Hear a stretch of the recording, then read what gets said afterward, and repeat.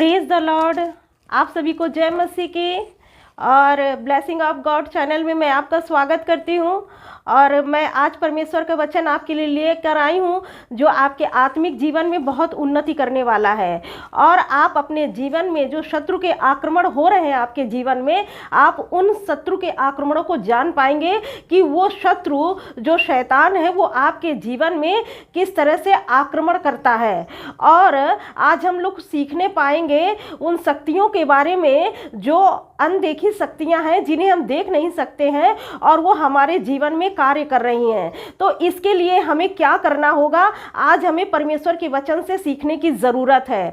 आज आप देख रहे होंगे कि आप प्रार्थना करते होंगे लेकिन फिर भी आपकी प्रार्थना का उत्तर नहीं आ पा रहा है, और आप फास्टिंग भी रख रहे हैं, उपवास भी कर रहे हैं और प्रार्थना कर रहे हैं, आराधना कर रहे हैं, और जो भी आप कर सक रहे हैं प्रभु में वो आप कर रहे हैं, लेकिन आप देखते हैं कि चीज़ें कुछ बदल नहीं रही हैं। तो आज परमेश्वर के वचन से हम ये देखने वाले हैं कि ये चीज़ें बदल क्यों नहीं रही हैं। तो आप जब परमेश्वर के वचन से सीख पाएंगे तब आप शत्रु के आक्रमण को भी समझ पाएंगे जो आपके ऊपर कर रहा है। और जब आप शत्रु के आक्रमण को जब समझ पाएंगे तो उसका आप जवाब भी देने पाएंगे। अगर आप शत्रु के आक्रमण को जब जानेंगे ही नहीं कि वो किस प्रकार से आक्रमण करता है तो आप उससे लड़ भी नहीं सकते हैं। तो आज हम लोग परमेश्वर के वचन से सीखने जा रहे हैं कि जो शत्रु है वो हमारे जीवन में किस तरह से कार्य करता है और कौन सी शक्तियां हैं जो हमारे विरोध में हैं। तो आज हम लोग परमेश्वर के वचन से देखने जा रहे हैं, जैसे कि इफिसियों की पुस्तक 6 अध्याय और उसका 10 वचन। तो आज हम लोग देखेंगे जो शैतान है तो वो जब हमारे ऊपर आक्रमण करता है तो हमें उस आक्रमण का कैसे जवाब देना है, किस तरह से हम उससे लड़ सकते हैं।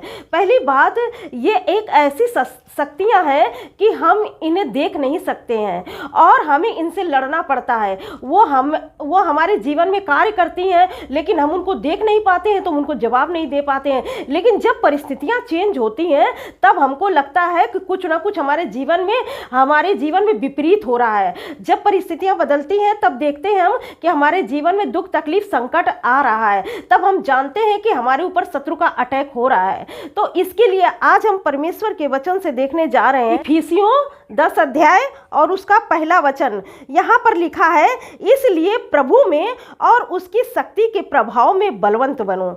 अगर आपको शैतान से लड़ना है, शैतान पर विजय होना है, अगर आप अंधकार की शक्तियों से लड़ना चाहते हैं, क्योंकि अगर आप नहीं लड़ेंगे तो आप हारते चले जाएंगे। आपको लड़ने के लिए परमेश्वर के अधीन होना पड़ेगा, परमेश्वर का वचन लेना पड़ेगा, परमेश्वर के वचन पर विश्वास करना पड़ेगा, परमेश्वर के वचन को अपना तलवार बनाना पड़ेगा, विश्वास की ढाल लेना पड़ेगा। तब आप शत्रु के आक्रमण को आप अपने ऊपर जैसे आते हैं तो उनका आप जवाब दे सकते हैं। क्योंकि जब शत्रु आक्रमण करता है तो आपके पास भी हथियार होने चाहिए कि आप शत्रु से लड़ सके।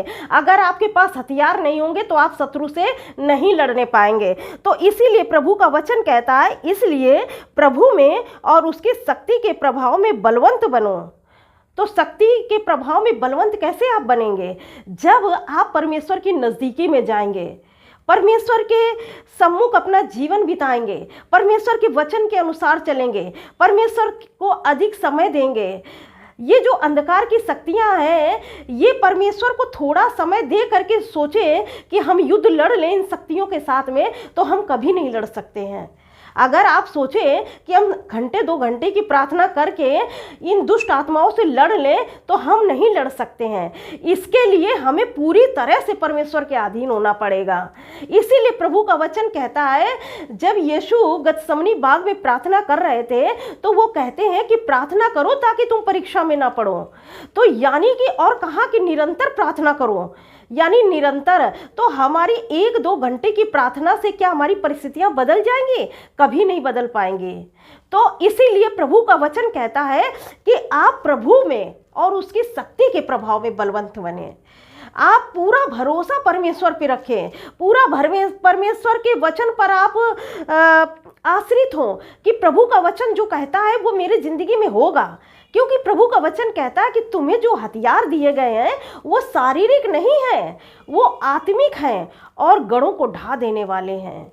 तो आज हम देखेंगे परमेश्वर के वचन से कि परमेश्वर के हथियार कौन है जो गढ़ों को ढा देते हैं।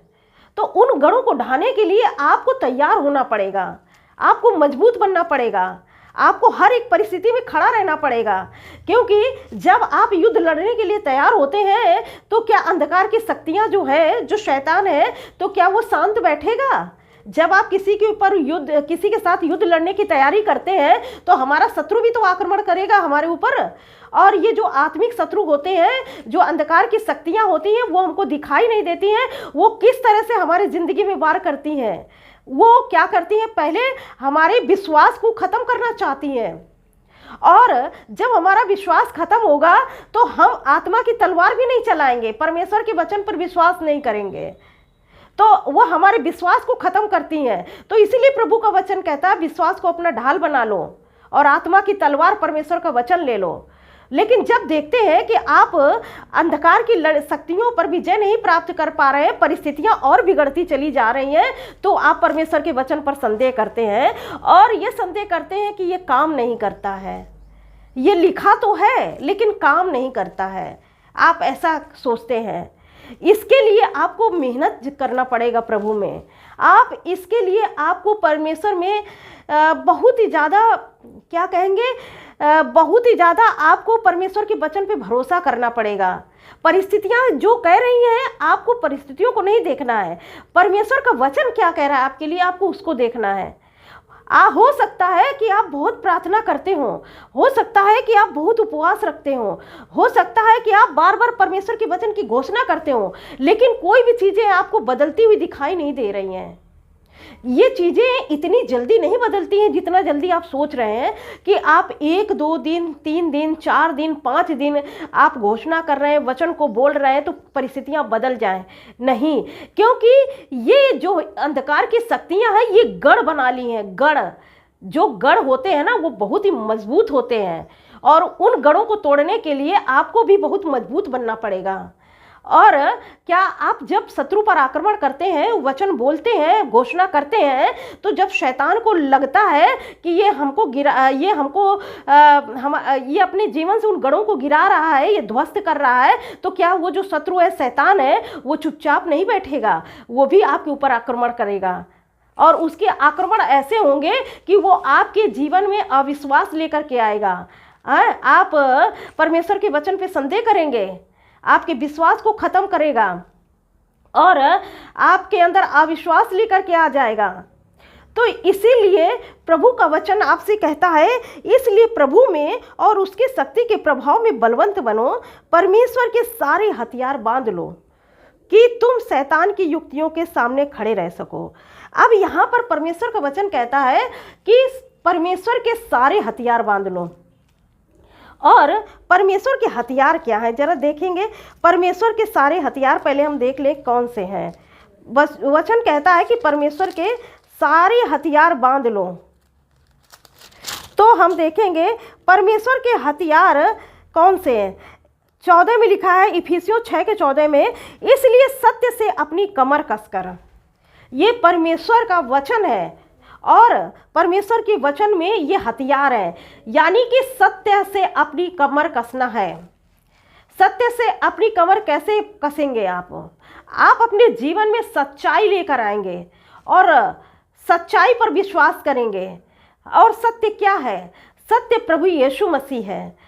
प्रभु का वचन कहता है कि जब तुम सत्य को जानोगे तो सत्य तुम्हें स्वतंत्र करेगा।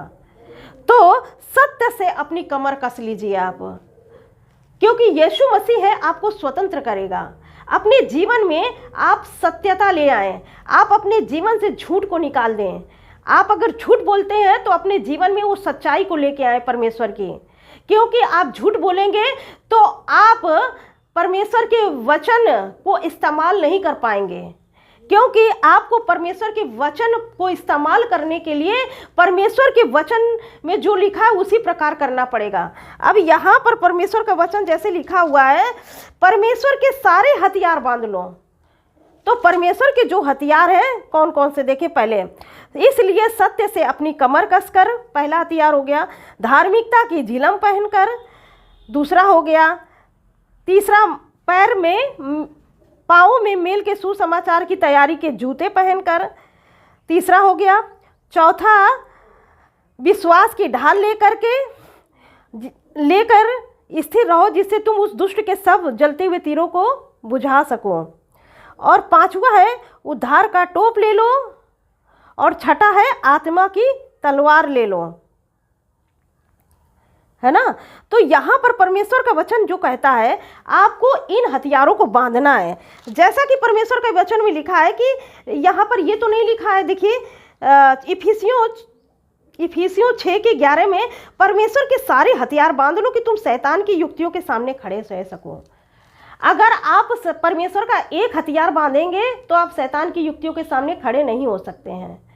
आपको परमेश्वर के सारे हथियार बांधना होगा, तभी आप शैतान की युक्तियों के सामने खड़े रह सकते हैं।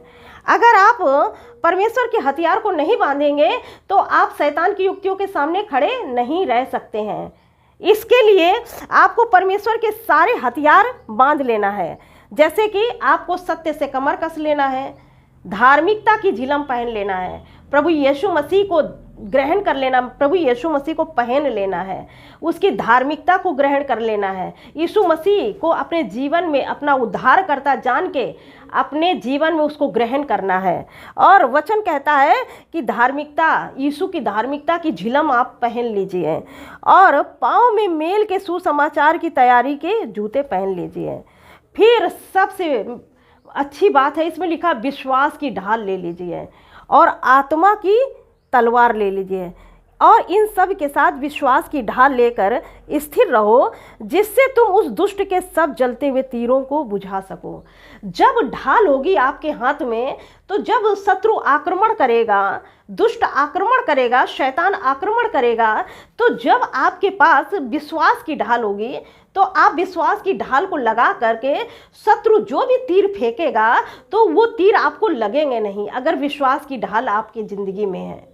तो आप जब शत्रु आक्रमण करेगा, जब आपके ऊपर अविश्वास के तीर चलाएगा कि कुछ नहीं हो रहा है, तब आपका वो विश्वास जो प्रभु का वचन में लिखा हुआ है वो कहेगा कि नहीं, बहुत कुछ हो रहा है।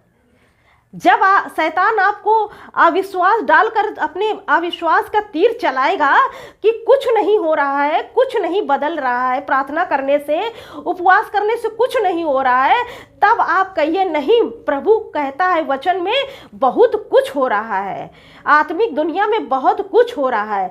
तो जब आप विश्वास की ढाल लिए रहेंगे तब शैतान के जलते हुए तीर, उसके बुझते हुए तीर आपको नहीं लगेंगे। जलते हुए तीर भेजता है वो, बुझा हुआ तीर नहीं भेजेगा, जलता हुआ तीर आपके पास भेजता है। और आपके पास जो हथियार है विश्वास का, उसको आप लगा लीजिए और वो जलता हुआ तीर जब फेंकता है तब आप के अंदर वो जब अविश्वास लाता है, तब कहिए प्रभु के वचन में लिखा है और ये पूरा होगा। क्योंकि प्रभु का वचन कहता है आकाश और धरती टल जाएंगे लेकिन परमेश्वर का वचन नहीं टलेगा। तो इसलिए जब आप परमेश्वर के वचन को विश्वास से बोलते हैं, विश्वास से घोषणा करते हैं, विश्वास करते हैं, मेडिटेट करते हैं, प्रभु के वचन जो है एक बम की तरह शैतान को लगते हैं। तो जब आप ऐसा करते हैं आपको उस समय दिखाई कुछ नहीं देगा कि कुछ हो रहा है, लेकिन आत्मिक दुनिया में बहुत कुछ हो रहा है। आत्मिक दुनिया में वो जो शैतान है उसकी युक्तियां निष्फल हो रही हैं, वो लोग परेशान हैं, उनके अंदर कंफ्यूजन है कि अब क्या करें। क्योंकि आपके पास जो हथियार है वो शैतान के हथियार से ज़्यादा ताकतवर है। और जब हमारे शत्रु का जो हथियार है हमारे ऊपर अटैक करने के लिए आएगा, तो जब हमारे पास उससे भी सामर्थी हथियार है, तो जब हम शैतान पर मारेंगे, अपने शत्रु पर फेंकेंगे, तो हमारा हथियार ज़्यादा मजबूत है और वो जरूर काम करेगा और शत्रु के जो हथियार को डिस्ट्रॉय कर देगा, नष्ट कर देगा। तो इसीलिए प्रभु का वचन कहता है कि इन सब के साथ विश्वास की ढाल लेकर स्थिर रहो, जिससे तुम उस दुष्ट के सब जलते हुए तीरों को बुझा सको। और उद्धार का टोप प्रभु यीशु मसीह ने उद्धार दिया। जब आप यीशु को ग्रहण करते हैं तब आप उद्धार का टोप पहन लेते हैं और आत्मा की तलवार ले लीजिए। ये परमेश्वर का वचन है, किसी मनुष्य का वचन नहीं है, ये परमेश्वर का वचन है। और जब आप परमेश्वर की वचन की घोषणा करते हैं तब प्रभु का वचन कहता है, तो परमेश्वर का वचन ले लो और हर समय हर प्रकार से आत्मा में प्रार्थना और विनती करते रहो और इसीलिए जागते रहो कि सब पवित्र लोगों के लिए लगातार विनती किया करो। अब यहाँ पर परमेश्वर का वचन हम देखेंगे, लिखा है हर समय। हम लोग जैसे सोचते हैं कि ये जो आत्मिक युद्ध है 1-2 घंटा 3 घंटा हम प्रार्थना करके ये युद्ध जीत लेंगे, तो ये युद्ध इतनी आसानी से हम लोग नहीं जीत सकते हैं। इसके लिए प्रभु का वचन कहता है कि हर समय। ये हर समय का मतलब ये नहीं है कि आप दिन भर घुटनों में ही बैठे रहें, प्रभु से प्रार्थना करते रहें। आप के पास काम भी है, आप अपने घर में काम करते हैं, अपने जॉब पर भी जाते हैं, तो प्रभु का वचन कहता है कि आप हर समय तो कोठरी में जाके प्रार्थना नहीं कर सकते हैं। तो इसके लिए प्रभु का वचन कहता है कि आपको क्या करना है, आपको परमेश्वर के वचन के अनुसार हर समय आत्मा में प्रार्थना करना है। आप बैठे हैं, आपने ऑफिस में काम किया, काम करने के बाद लेकिन आपका ध्यान परमेश्वर पर है, परमेश्वर के वचन पर है। आपने काम किया, आपने थोड़ा सा रेस्ट लिया, रेस्ट ले करके अपनी आंखों को थोड़ा सा बंद किया और प्रभु का ध्यान कर लिया और प्रभु का आत्मा में प्रार्थना कर लिया, प्रभु से आत्मा में। और वहाँ पर जितने लोग होंगे वो आपकी चीज़ों को जान ही नहीं पाएंगे। और प्रभु ये नहीं कहते कि खूब तेज से चिल्ला के अपने ऑफिस में आप जहाँ पर काम करते चिल्ला कर प्रार्थना करिए, नहीं। प्रभु कहते हैं कि हर समय हर प्रकार से आत्मा में प्रार्थना करिए, क्योंकि जिस दिन आप प्रभु यीशु मसीह को ग्रहण करते हैं उस दिन ये युद्ध और भी तेज हो जाता है आपकी ज़िंदगी में। जब आप प्रभु यीशु को नहीं जानते थे उस समय तो अंधकार की शक्तियां जानती थी कि आप उनके हाथों में हैं, वो आपको कभी भी नष्ट कर सकती हैं। लेकिन जब आप सच्चे परमेश्वर को जान गए, सच्चे परमेश्वर को पहन लिया, सच्चे परमेश्वर के राज्य में आप एंट्री कर लिए हैं, तो आप शत्रु के हाथ से, शैतान के हाथ से निकल करके परमेश्वर के राज्य में पहुंचाए गए हैं। तो जब आप परमेश्वर के राज्य में आ गए हैं तो उसका जो शैतान का एक व्यक्ति था वो कम हो गया, क्योंकि परमेश्वर ने आपको चुन करके अपने राज्य में शामिल कर लिया। और जब वो आप परमेश्वर के राज्य में शामिल हो गए तो क्या शैतान चुप बैठेगा? वो कभी नहीं चुप बैठेगा। वो पूरा प्रयास करेगा कि आपको परमेश्वर के राज्य से खींच करके अपने अंधकार के राज्य में ले करके आए। वो पूरा प्रयास करेगा कि आपको परमेश्वर के राज्य से खींच करके अभी भी वो अपने राज्य, अपने अंधकार के राज्य में ले करके आए। तो इसलिए वो शैतान आपके ऊपर जलते हुए तीर फेंकता है, आपके अंदर अविश्वास लाएगा, आपको प्रार्थना नहीं करने देगा, आपको फास्टिंग नहीं रखने देगा, आप आत्मा में प्रार्थना नहीं कर पाएंगे, आपको काम में बिजी रखेगा, आपके अंदर बीमारी डालेगा। वो पूरा प्रयास करेगा, उसके पास जितने हथियार हैं वो अपने हथियारों का यूज करेगा। लेकिन आपके पास जो हथियार है तो आपको किस तरह अपने हथियारों को यूज करना है। आपको परमेश्वर का वचन पढ़ना है, तब आप जानेंगे कि आप कैसे जो है परमेश्वर के वचन को यूज कर पाएंगे। तो जब शैतान जलता हुआ तीर फेंके आपके ऊपर तो आपको करना क्या है? आपको वचन में खड़े रहना है। वचन में खड़े रहेंगे तब आप शत्रु का जो आक्रमण होगा उसका जवाब देने पाएंगे। तो इसीलिए प्रभु का वचन जैसा कहता है कि हर समय आप अगर इस आत्मिक युद्ध में हैं तो हर समय आपको प्रार्थना करना है। आप घुटने पर टेक कर प्रार्थना नहीं कर सकते। आप ऑफिस में काम कर रहे हैं या किसी कंपनी में काम कर रहे हैं या किसी स्कूल में काम कर रहे हैं या कई कुछ भी कर रहे हैं, तो आप जब भी आप काम करते हैं थोड़ा ध्यान परमेश्वर पर लगा लीजिए बैठे बैठे ही, और आप देखेंगे कि आप फिर काम करेंगे तो आपको शक्ति भी मिलेगी, सामर्थ्य भी मिलेगी अपने ऑफिस में काम करने के लिए। आपका मन, आपका सोच, आपका विचार ताज़ा हो जाएगा, आप प्रभु में आनंदित हो जाएंगे, एक नई ऊर्जा आपके शरीर में आ जाएगी, आपका काम करने में मन लगेगा और आप लगेगा कि मेरे अंदर शांति आ गई है। आपकी परिस्थितियां भले बेकार होंगी, लेकिन आपका जो मन है वो शांति भरा होगा। आप परिस्थितियों में डरेंगे नहीं, क्योंकि आप जानेंगे कि परमेश्वर की जो योजनाएं हैं आपके लिए वो लाभ की हैं, हानि की नहीं। तो जब आप परमेश्वर की योजनाओं को जानेंगे अपने जीवन में कि लाभ की हैं, हानि की नहीं, तो आप अपनी विपरीत परिस्थितियों में भी खड़े रहेंगे, क्योंकि परमेश्वर आपके साथ है और परमेश्वर का हथियार आपको दिया गया है और आपने उन हथियारों को युद्ध के लिए आपको हमेशा तैयार रहना, उन हथियारों को यूज करना है युद्ध में। अगर हथियार दे दिए हैं, अगर आप शांत बैठे हैं तो शत्रु का आक्रमण होता रहेगा। आप परमेश्वर के राज्य में आ गए हैं, फिर भी शत्रु का आक्रमण होता रहेगा, क्योंकि आपने ना विश्वास की ढाल ली है, ना आत्मा की तलवार ली है, ना सत्य से अपनी कमर कसी है। प्रभु के राज्य में आ करके, परमेश्वर के राज्य में आ करके आज भी झूठ बोल रहे हैं, आज भी सत्य पर नहीं चल रहे हैं, आज भी निंदा अपमान लोगों की कर रहे हैं, आज भी लोगों की मदद नहीं करते हैं, अपने चीज़ों पर घमंड करते हैं। आज भी किसी दुखी जो व्यक्ति दुख में है उसके साथ में खड़े नहीं होते हैं। प्रभु ऐसे कभी भी प्रार्थनाओं का उत्तर नहीं देंगे अगर जब तक आपका जीवन नहीं बदलता है। प्रभु यीशु कोई धर्म नहीं है, प्रभु यीशु कोई जातीय धर्म नहीं बनाया। प्रभु यीशु मसीह परमेश्वर है और वो किसी का धर्म बदलने के लिए संसार में नहीं आया, वो सिर्फ वो अपने वचन को देने के लिए, आपके मन को बदलने के लिए, आपको जीवन को बदलने के लिए आया। यीशु मसीह किसी का धर्म और जाति कभी नहीं बदलता। प्रभु का वचन कहता है कि वो जिसमें है उसी में रहे, लेकिन अपने जीवन को बदले, अपने जीवन से झूठ निकाले, अपने जीवन से दूसरों के प्रति बुराई निकाले, निंदा निकाले, धोखा निकाले और लालच निकाले, लोभ निकाले। प्रभु जीवन परिवर्तन चाहते हैं, जीवन आपका परिवर्तित होना चाहिए।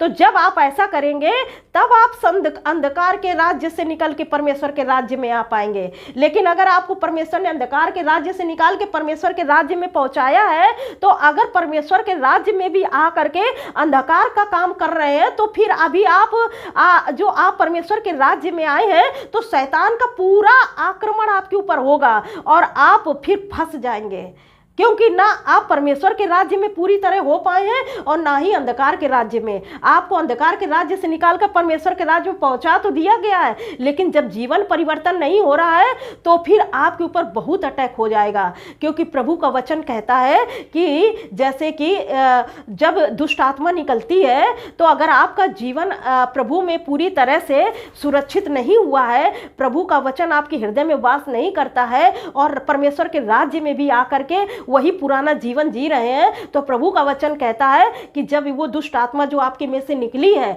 अगर आप परमेश्वर के राज्य में आ गए हैं और अभी भी जिंदगी नहीं बदली है, तो वो 7 बुरी दुष्ट आत्माओं को लेकर के आएगी और आपके जीवन को और भी ज़्यादा खराब कर देगी। तो आप सोचेंगे अंधकार के राज्य में ही सही थे। तो इसीलिए प्रभु का वचन कहता है कि ना तो अभी आप ठंडे हुए हैं और ना ही गर्म, चाहे तो ठंडा हो जाइए चाहे गर्म हो जाइए। तो इसीलिए प्रभु का वचन कहता है आपको गुनगुना नहीं होना है, और अगर गुनगुने रहेंगे तो शैतान आपको परमेश्वर के राज्य में होते हुए भी आपको परेशान करता रहेगा, बीमारी लाता रहेगा, समस्याएं लाता रहेगा और आपके अंदर अविश्वास आएगा, आप परमेश्वर के वचन पर पूरा भरोसा नहीं कर पाएंगे। इसीलिए प्रभु का वचन कहता है कि हर समय हर प्रकार से आत्मा में प्रार्थना और विनती करते रहो और इसीलिए जागते रहो कि सब पवित्र लोगों के लिए लगातार विनती करो। तो आपको जो सेवकाई परमेश्वर ने दी है, आप दूसरों के लिए प्रार्थना कर सकते हैं अपने घर में बैठ करके। आप लोगों को सुसमाचार अगर नहीं सुना रहे हैं, अगर कुछ भी नहीं प्रभु के लिए कर रहे हैं, तो आप लोगों के लिए घर में बैठ के प्रार्थना भी कर सकते हैं। ये भी एक सेवा है परमेश्वर की। तो आपको जो भी सेवकाई परमेश्वर ने दी है, किसी भी प्रकार से आपको लोगों की मदद करने के लिए सेवकाई दी गई है, उसको करें। आपको लोगों के लिए प्रार्थना करने की सेवकाई दी गई है, उसको करें। अगर आपको सुसमाचार सुनाने की सेवकाई दी गई है, आप उसको करें। तो आप जब परमेश्वर के राज्य में आ गए हैं तो परमेश्वर के लिए आपको कुछ ना कुछ करना है, खाली नहीं बैठना है। आपसे जो हो सकता है आप दूसरों की मदद करिए, ये भी एक सेवकाई है। जो आप दूसरों की मदद करेंगे तो ये भी सेवकाई है। तो इसीलिए प्रभु के राज्य में जब आप कुछ करेंगे तो प्रभु की आशीषें आपकी ज़िंदगी में आएंगे। आपने अपनी अपनी चीज़ों को, अपनी आशीषों को स्वयं रोक के रखा है, क्योंकि आप दूसरों की मदद ही नहीं करना चाहते हैं, ना परमेश्वर के राज्य के लिए कुछ करना चाहते हैं, ना परमेश्वर के राज्य में कुछ बोना चाहते हैं, ना परमेश्वर के लिए तैयार होते हैं। इसीलिए आपकी ज़िंदगी में वो आशीषों के द्वार बंद हैं। तो आपको सोचना है कि प्रभु के वचन में जो लिखा है हमको उसको करना ही है। जब आप ऐसा करेंगे तब अपनी ज़िंदगी में उन आशीषों को देखेंगे, और जब आप आत्मा परमेश्वर के हथियार लेंगे तब आप शत्रु पर विजय प्राप्त करने पाएंगे। अब प्रभु यीशु मसीह को ग्रहण कर लिया है, शैतान के राज्य से जैसे हम बाहर निकल आए हैं, परमेश्वर के राज्य में आ गए हैं, लेकिन हमारे जीवन में दुआ प्रार्थना नहीं है, आराधना नहीं करते, प्रार्थना नहीं करते, बस 5 मिनट 10 मिनट कर लेते हैं, तो उससे क्या होता है, चीज़ें नहीं बदलेंगी, चीज़ें नहीं बदलेंगी, क्योंकि शत्रु का तो लगातार आपके ऊपर अटैक रहेगा और आप फिर परेशान हो जाएंगे कि करना क्या है, यही नहीं समझ में आएगा आपको। क्योंकि प्रभु का वचन यहाँ पर देखेंगे क्या लिखा है। लिखा है 6 के बारे में, क्योंकि हमारा यह मल्ल युद्ध लहू और मांस से नहीं परंतु प्रधानों से और अधिकारियों से और इस संसार के अंधकार के हाकिमों से और उस दुष्टता की आत्मिक सेनाओं से है जो आकाश में है। तो जो अंधकार की शक्तियाँ जो है, हमारा जो लड़ाई है किसी मनुष्य से नहीं है, वो दुष्ट आत्माओं से है, शैतान से है। क्योंकि हमारा यह मल्ल युद्ध लहू और मांस से नहीं परंतु प्रधानों से, अधिकारियों से और इस संसार के अंधकार के हाकिमों से और दुष्टता की उन आत्मिक सेनाओं से है जो आकाश में है। तो इस संसार में बहुत सारे दुष्ट आत्माएं हैं और वो चाहती हैं कि आपको पाप में गिराएं, वो चाहती हैं आपके अंदर अविश्वास लाएं। और जब आप प्रार्थना करते हैं, अगर आपकी प्रार्थना जो आप करते हैं, अगर आप अपना जीवन यीशु मसीह में सुरक्षित नहीं रखे हैं और प्रभु के वचन पर अगर नहीं चलते हैं और प्रार्थना करते हैं, तो आपकी प्रार्थना भी नहीं पहुंच पाएगी। क्योंकि जो शैतान है, आकाश में दुष्ट की शक्तियां हैं, वो आपकी प्रार्थना को परमेश्वर तक पहुंचने ही नहीं देंगे। और जब उत्तर भी अगर आएगा, अगर पहुंच भी जाती हैं, उत्तर भी वो नहीं आने देंगी। क्योंकि दानियल ने जो प्रार्थना की थी, तो प्रार्थना तो पहले दिन सुन ली गई थी, और जब क्योंकि वो धर्मी था, वो प्रार्थना करता था, इसलिए प्रार्थना चली गई प्रभु के पास में। तो जब इतना प्रार्थना करने वाले व्यक्ति की, इतने धर्मी व्यक्ति की प्रार्थना को शैतान जब आकाश में रोक सकता है, तो जब आप प्रार्थना नहीं करते हैं तो आपकी प्रार्थना को जवाब कैसे आएगा? वो तो प्रार्थनाएं पृथ्वी पर ही दबा दी जाएंगी, ऊपर जा ही नहीं पाएंगी और ऊपर से वो नीचे भी नहीं आ पाएंगी, क्योंकि जीवन प्रभु में अभी बदला नहीं है। तो इसीलिए प्रभु का वचन कहता है कि अंधकार की शक्तियाँ, वो आप शैतान के घर में रहते हैं, और शैतान के जब घर में रहते हैं तो कैसे वो आपकी प्रार्थना आपके पिता के पास पहुंचने देगा, या वहां का उत्तर कैसे आपके पास आने देगा? तो इसके लिए आपको प्रभु के वचन पर चलना पड़ेगा, प्रभु के वचन में चलना पड़ेगा, प्रार्थना करना पड़ेगा, आराधना करना पड़ेगा, परमेश्वर के हथियार बांधना पड़ेगा। तब आप इस आत्मिक युद्ध को लड़ पाएंगे, तब आप अंधकार की शक्तियों को समझ पाएंगे। जहाँ परिस्थितियाँ गड़बड़ हुई हैं, तो आप समझ लीजिए कि शत्रु का आक्रमण हमारे ऊपर होने लगा है। आप और मजबूत हो जाइए प्रार्थना में, और मजबूत हो जाइए आराधना में, प्रभु की प्रार्थना, आराधना, वचन में। तब आप देखेंगे जैसे ही शत्रु आक्रमण करता है तो आप भी आक्रमण कर दीजिए, क्योंकि प्रभु के वचन में लिखा कि तुम्हें जो हथियार दिए गए वो शारीरिक नहीं बल्कि आत्मिक है, और गढ़ों को ढा देने वाले हैं, और आप शैतान के गढ़ों को ढा देंगे, और शैतान के गढ़ आप गिरते हुए देखेंगे। आपको जब परिस्थितियां बदलती हुई दिखाई देंगी, तब आप समझ जाएंगे कि शैतान के गढ़ गिर गए हैं हमारे जीवन से। और मैं आशा करती हूँ आज का ये वचन आपको समझ में आ गया है, और प्रभु इस वचन से आपको बहुत आयत की आशीष दे। God bless you all. Thank you.